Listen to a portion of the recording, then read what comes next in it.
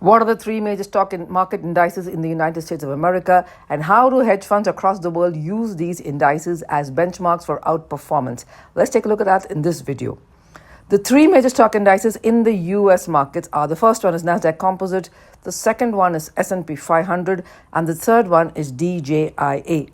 What is Nasdaq Composite? Nasdaq Composite has a ticker called COMP and is the composite index. Composite means it includes all the stocks listed on the Nasdaq. Okay, and it currently trades at about 16,800 points. It's a technology heavy index comprising large companies like Apple, Meta, Amazon trading on the Nasdaq. The second most important index is the S&P 500, S&P standing for S&P Standard & Poor.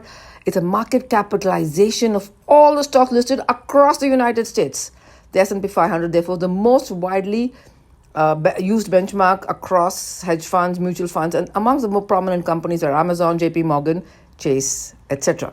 The third one, which is DJI, is one of the oldest indices in the world, standing for Dow Jones Industrial Average of the top 30 stocks listed across the US markets. It's a price-weighted capitalization. It's not a very well-represented index comprising companies like GE, American Express Bank, and so on. It's not widely tracked by hedge funds as much as Nasdaq and S&P 500 are used. So how do hedge funds use these indices? Do you remember that hedge funds actually charge incentive fee or a performance fee, which is paid to the general partner if performance exceeds the hurdle rate or performance exceeds the benchmark? So let's go back to the incentive fee is as high as 15 to 20%. It's not a mandatory fee. It's not an annual charge. It is to be paid only in the case of outperformance. So let's take a look at our favorite hedge fund, Hurry Hedge Fund. The fund performance exceeds the benchmark of S&P 500, which is a very happy situation to be in because they can then charge incentive fees.